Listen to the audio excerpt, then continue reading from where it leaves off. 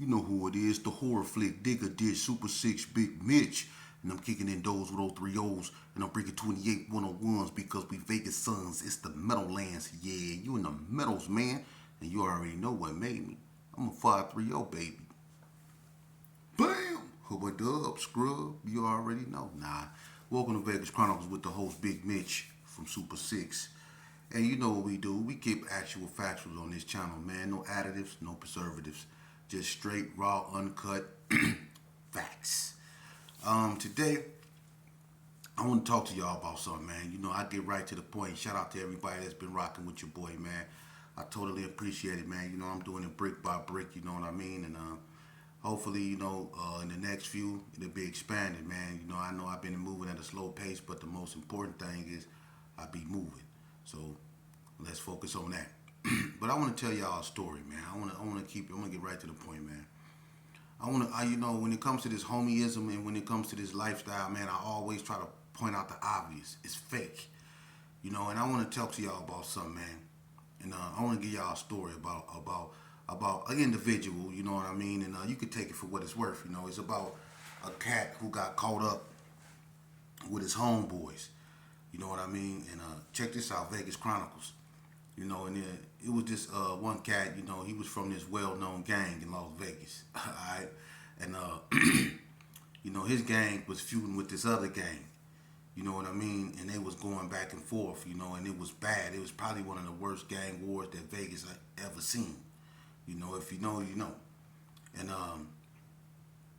on this particular day, you know, the cat, he was chilling, minding his own business.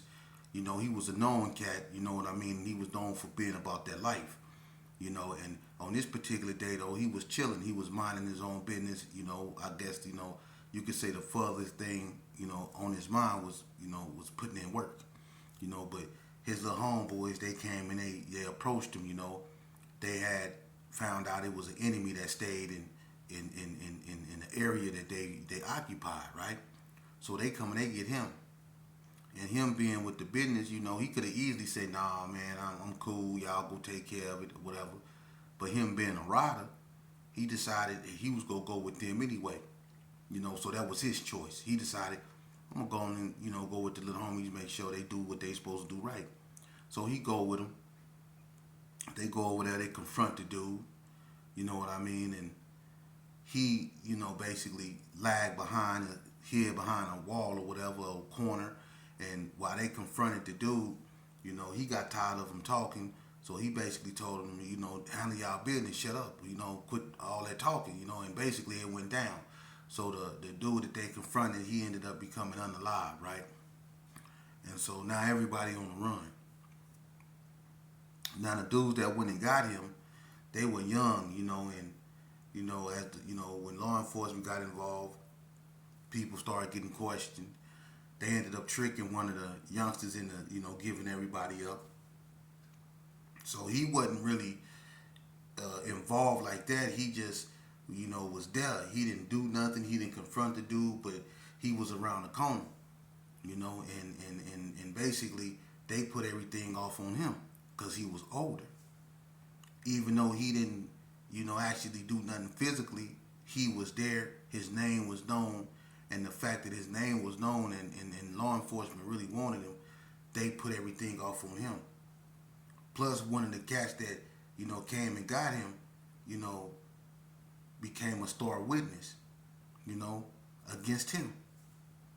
So check this out. Everybody ended up going to prison. I'm not going to get all up into that, but I'm going to just show you something.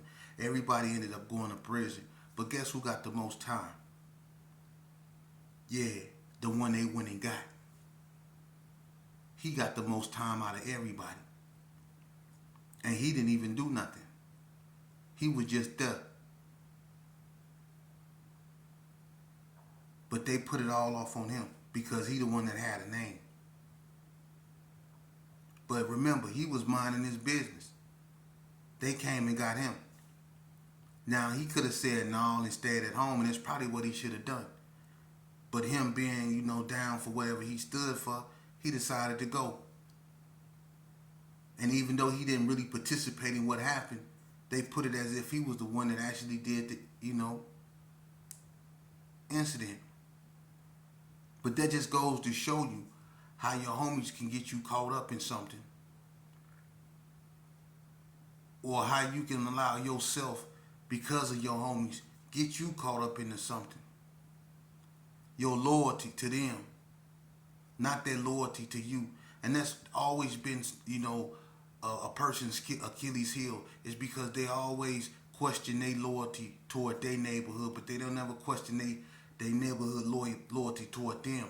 And by the time they do, they always find themselves in a predicament to where it be all bad.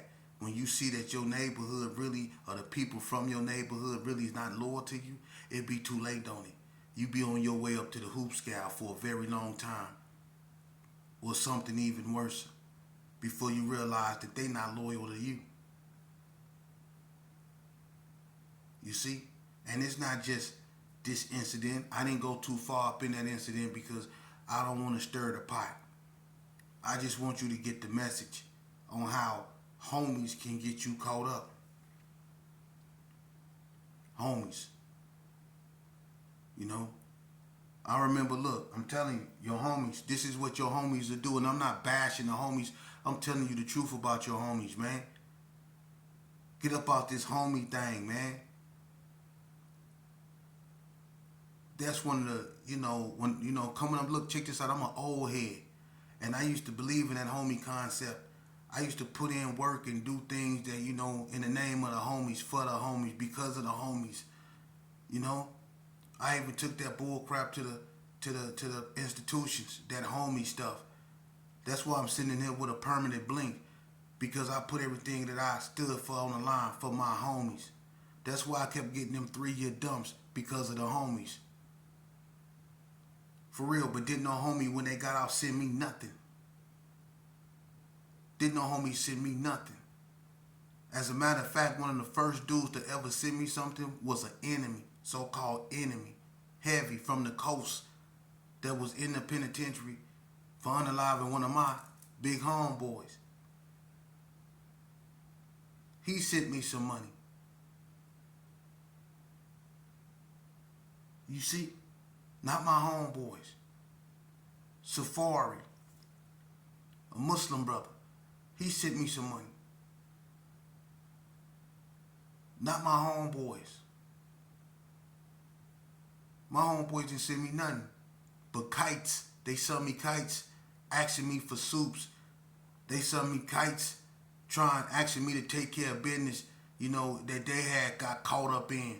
You know what I mean? Whether it was, see, it's a bunch of dudes that came to me on the low that had, man, come on, man, that was rotten to the core, man, for real. That came to me scared to death that if it got out, what would happen and stuff like that. They came to me, and me keeping it real. Me keeping it real. And I could put dudes on blast, because it's dudes that put me on the phone with their mamas and their fathers, and they was on the phone crying, begging. Don't let nothing happen to their child up in there. But you dudes want to act like y'all so super gangster this and super gangster that, and y'all got these youngsters out here believing that crap. Man, y'all crazy as heck. Hey, youngsters, these dudes ain't gangsters. No, they not. Not at all. They not gangsters. The gangsters is the ones that go to school. Them the gangsters. The ones that wake up and they go to school every morning. They go somewhere and they try to develop their mind. Them the gangsters. The ones that don't disrespect their moms. Them the gangsters. The ones that try to make something of themselves, that try to be, asset to their communities. Someone that's trying to be an innovator, a motivator, a trendsetter. Those the gangsters, man. Those the real gangsters. And those the ones that we should be putting out here in the forefront. Those the ones we should be celebrating. Those the ones we should be talking about. Those the ones that should get our attention. That's how we go change the trend. We got to quit giving validity to stupidity. Stop doing that, man.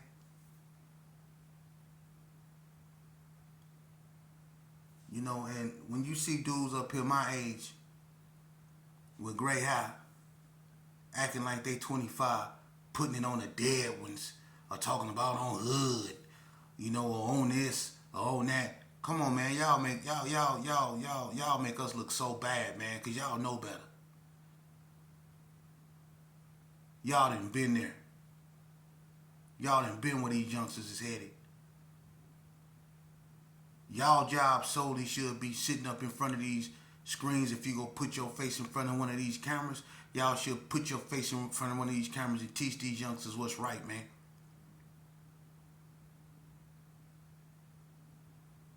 Because it's a whole bunch of people that's up in the hoop scale, that's in the, you know, like the individual that I just got through talking about, who homeboys came and got him. You see? Your homeboys. That's who you need to get away from. That's why you find yourself stressed out. You see? You be stressed out running from your PO. You so scared to face reality that you got to stay under the influence of something to take your mind off reality.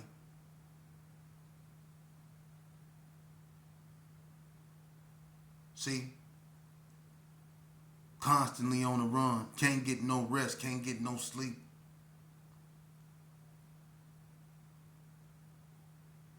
You see?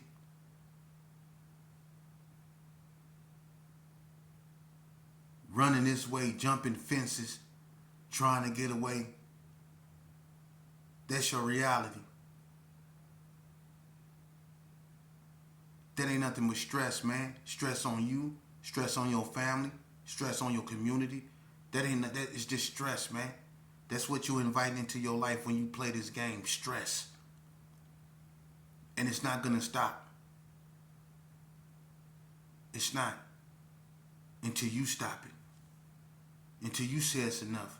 Until you see that the people that you around, if you hang around people that go to jail, where you think you're gonna go? 9 times out of 10. If the people you hang around continuously go to jail, where you think you're gonna end up?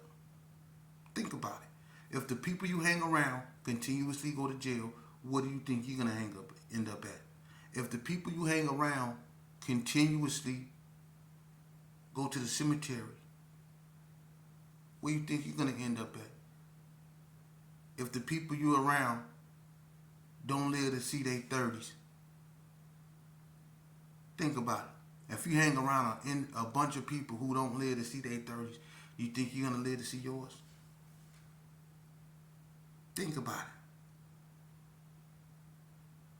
You're supposed to surround yourself around people who don't go to jail.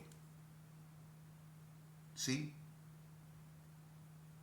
You're supposed to surround yourself around people who don't do drugs, who don't disrespect themselves, who don't do the things that we do that led to where we went.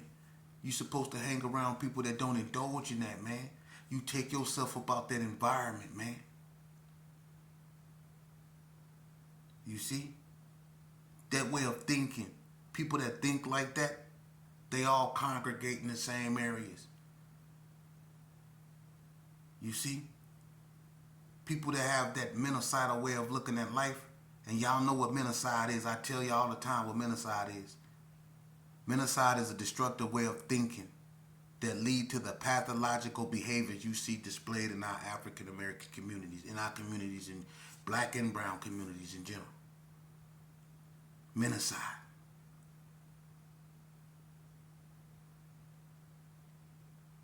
You see? Now, someone wanted me to touch on the basis of a black and brown relationship when it came to, like, I guess you could say Southsiders and the blacks. I can't really speak on the situation like in California and elsewhere, but the situation in Nevada when it comes to Hispanics and blacks, man, I'm gonna be honest with you. You know, it's getting bad in the prison system, but on the street, it's not animosity like that. And I do believe that, you know, Hispanics and blacks can come together. We have common goals.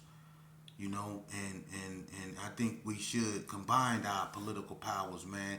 And me being well versed in, you know, Hispanic culture, you know, in history, you know, I know a lot about their culture and history, you know, from the Hernan Cortez conquest, you know, to Montezuma, you know, to the Aztecs, to Gaspar Yanga, you know, who fought, you know, with the, you know, Mexicans, you know, for their independence against the Spaniards. If you look up Gaspar Yanga and who he was, you will see what I'm talking about. But I think that, you know, the great labor leader, Cesar Chavez, you know, I think that he would have marched with the great Martin Luther King Jr. I think that they were both civil rights leaders. I think that they both had the same common ideas of liberation. I think that Hispanics and blacks, you know, we share common goals, you know, family or family goals, you know, that you know we want the best for our children, you know, and you know we share a common struggle, you know. And if you look at history, you know, our relationships with the Hispanics, you know, before this gang bull crap, you know, got involved and stuff like that, you know, we were supportive, very supportive of one another, especially over there in places like Texas. You know, I mean, we've been there for them and they've been there for us. And, you know, we need to start focusing on stuff like that and putting our political power together and electing leaders that's reflective of us and our ideas, you know, and cut the bull crap out. Because one thing that, you know, I can say a true Southsider and a black have in common is that they both, you know, real, you know, Southsiders and blacks, I'm going to tell you something that they have in common. They both want, you know, nothing but the best for their families, you know, and they want their children to be able to live a decent life, you know, a better life than they lived, you know. And I think that, you know, out here in Nevada, you know, in Vegas, you know, the animosity ain't on the level that it is in California. And that's a good thing. So I believe that out here we can actually talk to one another and come to terms with one another, man. You know, in the institution, that's a whole nother thing because it's so tribal up in there. You know, and the politics up in there, you know, make it real difficult for people to come to agreements, you know. And the best thing you can hope for up in there is just people that, you know, for people just to tolerate one another because it's so political up in there. But out here on the streets, you know, fortunately for us in Nevada, the situation between Hispanics and blacks is not bad, you know, and we can talk to one another, you know, and we should. And we should look at our political power and we should talk about what we could do to combine our political power so that we can bring and have the best for our communities and our children, man. That's what I believe. You know, I mean, I don't hate Hispanics, and I grew up with them, you know, and some of my best friends are Hispanics. You know what I mean? And you know, what happened is they went to the prison system, and the California Hispanics came out here and bought their politics, and you know, unfortunately, a lot of you know, Nevada Mexicans embraced that, you know. But we all grew up in Elko. I never been to Spring Mountain, but the ones that been to Spring Mountain, you know, I've been to Shelby Training Center, and I'm gonna tell you something. One of the hardest Hispanics I ever met in my life went to Shelby Training Center too, and his name was Sergio Martinez. They call him Big Cyclone from Little Locos. He was the only Hispanic in an all-black facility in Shelby Training Center. If anybody ever been to Memphis, Tennessee, and know about Shelby Training Center, it's ran by all blacks. For real, it's an all-black facility. He was the only Hispanic there amongst all those blacks, and he stood his own. Everybody know Big Cyclone from Little Locos, and I respect him because he held his own. He didn't back down. He didn't turn nothing down. You know what I mean? And he represented, you know what I mean? And us being from Vegas, we had his back, you know? And that's what I was trying to, you know, say, you know, out here, we don't be tripping like that. You know, when we looked at him as one of our own, and he held his own out there, you know, he wasn't scared to fade nobody. And he was the only Hispanic up in that whole institution. Big Cyclone, you know, so, I mean, you know, we out here, we don't have them type of problems, man. You know, and, you know, some, like I say, some of my best friends were Hispanic. Jeff from Little Locos, you know, Tiny, you know, he, real good dude, you know, Nelson Delgado, Rabbit from 28th Street, Flacco, rest in peace, Angel, All of them. Trickster from Sanchuco, these some good dudes, man. You know, and it's all respect, you know. So we don't have that type of issue out here in Las Vegas, you know, and we don't want them type of issues out here. People get along out here, man, you know, and you know we don't. You know, unfortunately, in prison is another thing, but out here on the street, you know, there's no animosity like that, you know.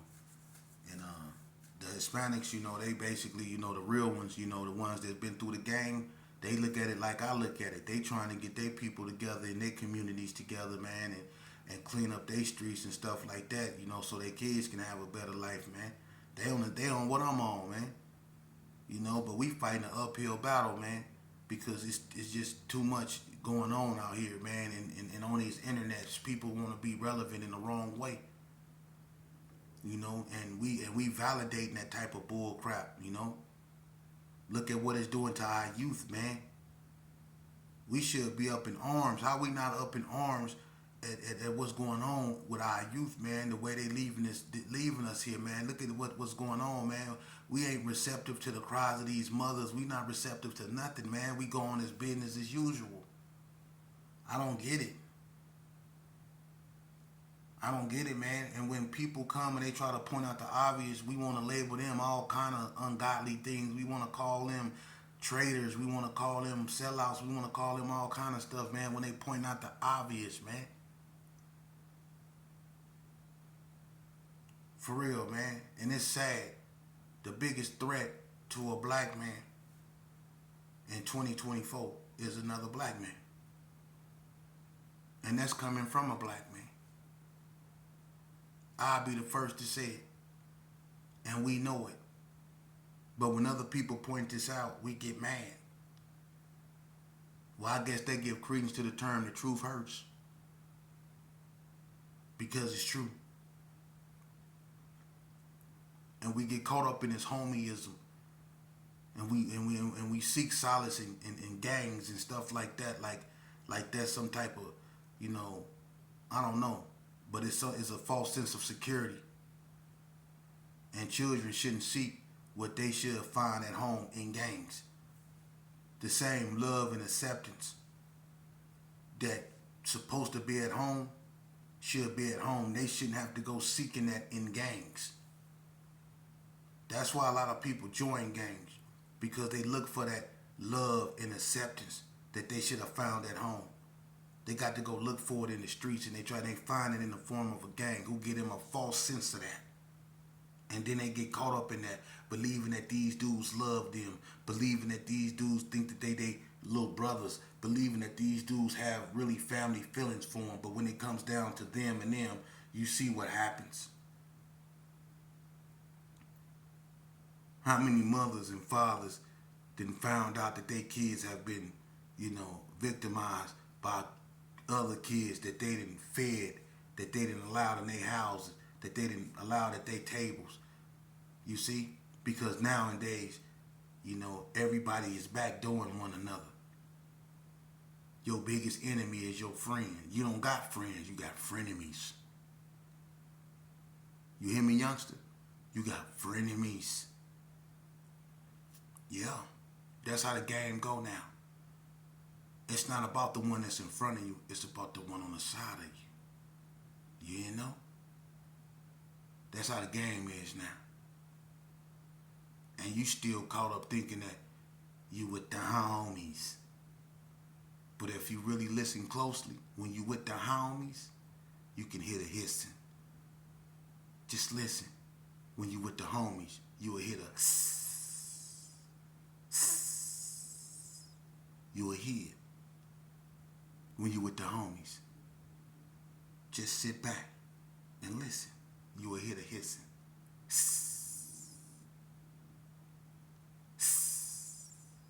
You will hear it. Check this out. Hey, see my shoulders? I got that for a reason, okay? So listen to me. Stay your butt in school. Listen to your parents, okay? That's the best thing you got going. Stay far away from gangs and people that participate in them. Stay away from them. I used to be one of them. And we wasn't no good. We wasn't. My whole purpose was to make your life a living hell. For real. To manipulate you, to victimize you, to brutalize you. That's all I did. I sought out to do that to my own community.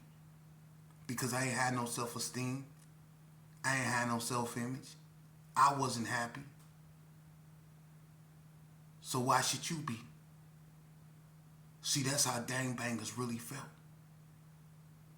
That's why we jumped on people for nothing. See? People that was minding their business, that we said, come here, and acted like we was cool, and we jumped on. See, that's why we did that. Because we were bored, and we ain't had nothing else to do. See? But when we were bored and we ain't had nothing else to do, we should have had our butt somewhere, either in school or filling out an application to get a goddamn job or something. But no, we was lurking on the corner with tall cans, with our pants hanging off our butt and greasy curls, with chicken wing stains on our shirts, with bloodshot eyes. Talking about, come here.